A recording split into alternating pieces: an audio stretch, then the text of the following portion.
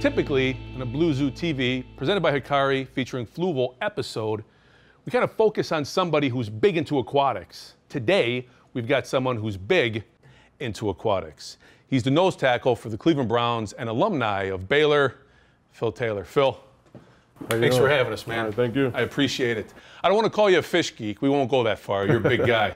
But do you remember the first fish you had, or the first size tank, or how old you were when you got into the hobby? I was young. My first fish was Oscars and other African cichlids, and it was in a 55-gallon tank.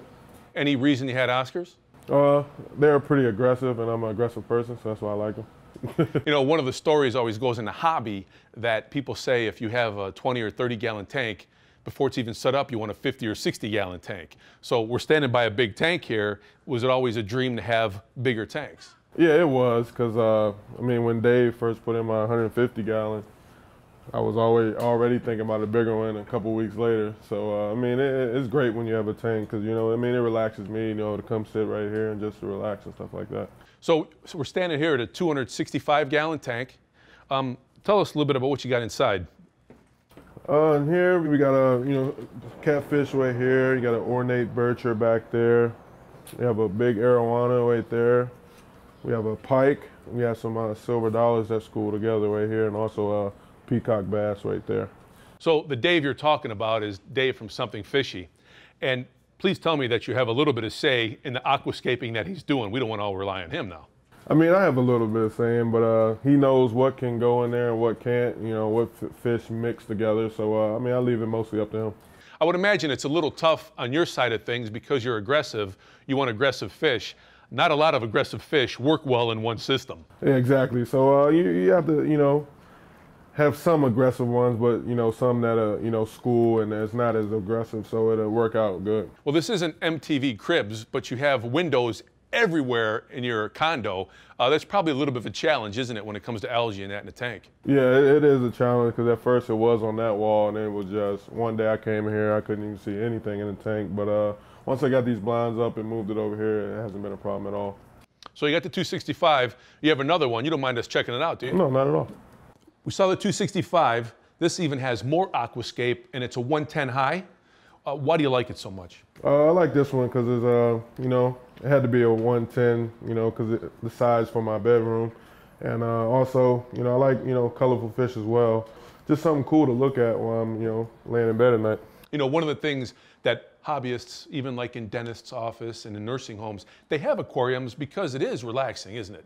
Oh yeah, I mean, it's very relaxing. Just, you know, when you turn the TV off and, you know, you just silence in here, you can hear the water and you just look and it really relaxes you. When you look at a tank like this and you've got the plane, which is a great ad, I never thought planes could look good in tanks till they start making some of them look like this. Does it kind of pull at your strings a little bit that you even want to break this thing out and make it even bigger down the road? Yeah, I try, but, you know, just given the space in here, this is probably the best I could do. So, I mean, the plane is real cool. You know, I like that a lot. And, you know, it just gives it something different in there. Love fish? The premier consumer fish event of the year is coming to the Schaumburg Convention Center November 15th to the 17th. Meet Zeb Hogan from Monster Fish. See world-class aquatic speakers from around the world and visit the live shark encounter. Let your kids show off their decorating talents in the Kids Aquarium Contest. Plus the latest equipment, supplies, live fish, and corals too. It's a family event everyone will enjoy. Join us in Schaumburg November 15th to the 17th. For tickets, visit aquaticexperience.org. This segment we're going to do really quick because Phil's giving me a friend that's hanging on my chest. Phil, what is this, please? That's a bearded dragon, man. One of the best lizards you can have. How old is it? She's about just over a year.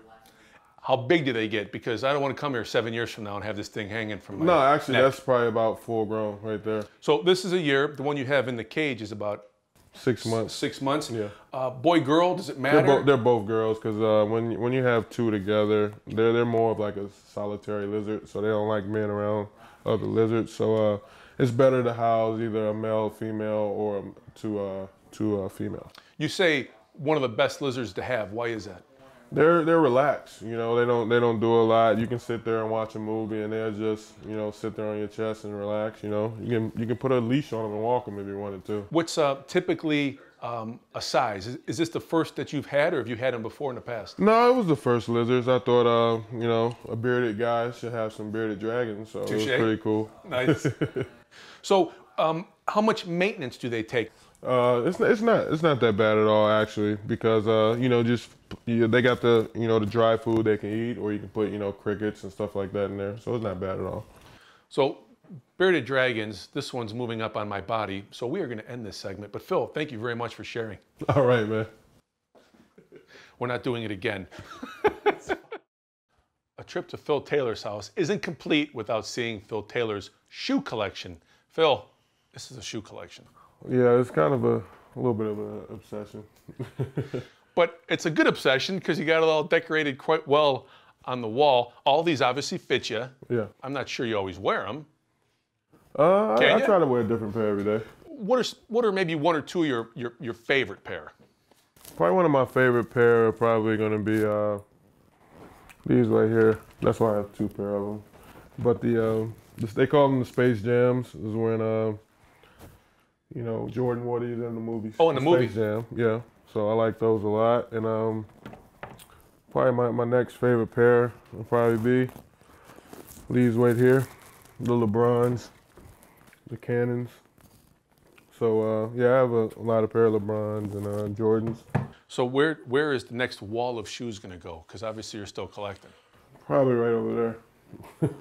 When you obviously bring shoes in that you like, do you wear them right away, or do you kind of got to let them breathe a little bit? It just depends on the situation. If I feel like, you know, it's a need to wear them, I'll wear them.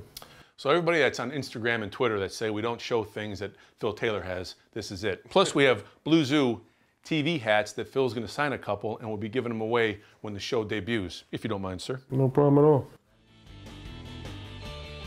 This is Blue Zoo TV, presented by Hikari, featuring Fluval, and also Brown's nose tackle, Phil Taylor. Phil, thank you so much. Thank you. Blue Zoo TV is presented by Hikari. All fish love Hikari. And featured by Fluval, the Rolf C. Hagen Company. Blue Zoo TV is partnered with Carib Sea, bringing science to life. And EcoBioBlock by WonderSave Products.